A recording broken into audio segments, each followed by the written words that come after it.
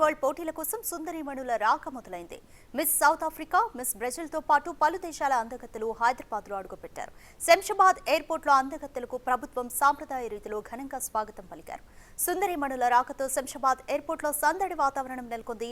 ప్రభుత్వం ప్రత్యేకించి అందగత్తెల ఏర్పాట్ల కోసమే టూరిజం శాఖ ప్రత్యేక హెల్ప్ డెస్క్ను ఏర్పాటు చేసింది.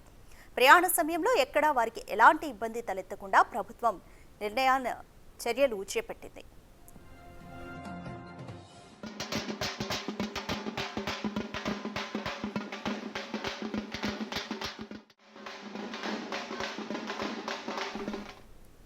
అండ్ మోర్ డీటెయిల్స్ మా ప్రతినిధి హేమ అందిస్తారు.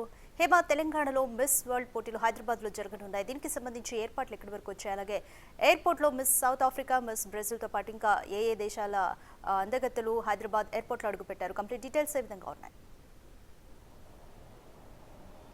72 ఎడిషన్ మిస్ వరల్డ్ 2025 అయితే తెలంగాణ రాష్ట్రం సిద్ధమైపోయింది. తెలంగాణ రాష్ట్రంలో కూడా ఇదొక అద్భుతమైన పండగగా కూడా ఈ మిస్ వరల్డ్ కార్యక్రమాన్ని నిర్వహించబోతున్నారు. ఇప్పటికే దీనికి సంబంధించినటువంటి అన్ని ఏర్పాట్లను కూడా కంప్లీట్ చేశారు. గతంలో కూడా మనం చూసాం 71st ఎడిషన్ 2024 మిస్ వరల్డ్ క్రిస్టియనియా కూడా మన రాష్ట్రానికి చేరుకున్నారు. ఇక్కడ అనేక ప్రాంతాలను కూడా సందర్శించారు. ప్రధానంగా మన తెలంగాణ అంటే సంస్కృతి సంప్రదాయాలకు పెట్టింది పేరు. సో అలాంటి సంస్కృతి సంప్రదాయాలను తెలిపే విధంగా వాళ్ళకి చూపించే విధంగా కూడా అన్ని కార్యక్రమాలను కూడా ఏర్పాటు చేశారు. ఇక మే 10వ తారీఖు నుంచి జూన్ 2వ తారీఖు వరకు కూడా అనేక కార్యక్రమాలు జరగబోతున్నాయి. మన గచ్చిబౌలి స్టేడియంలో మిస్ వరల్డ్ కి సంబంధించినటువంటి పోటీలు కూడా జరగబోతున్నాయి. మొత్తం ప్రపంచానికి సంబంధించినటువంటి 120 దేశాల నుంచి కూడా సుందరీమణులు మన రాష్ట్రానికి చేరుకుంటారు.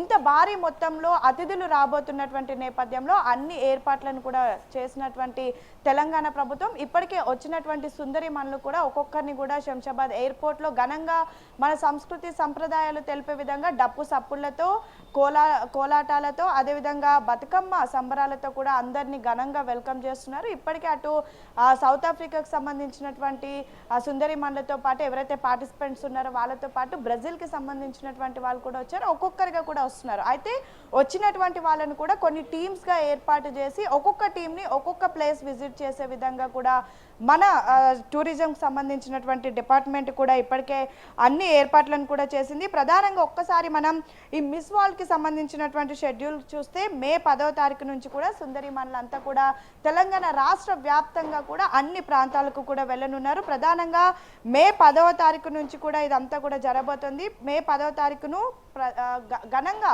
ఈ కార్యక్రమాలు అయితే ప్రారంభమవుతాయి. ఇటు తెలంగాణ జానపద అదేవిధంగా గిరిజన నృత్యాలతో అట్టహాసంగా పోటీలు అనేవి ప్రారంభమవుతాయి. ఇక 12వ తారీఖు నాగార్జున సాగర్ బుద్ధ భవన్ ప్రాజెక్ట్ సందర్శన ఉంటుంది. అంటే మన తెలంగాణ చరిత్ర తెలిపే విధంగా ఉన్నటువంటి ప్లేసెస్ అన్నిటిని కూడా సందర్శిస్తారు.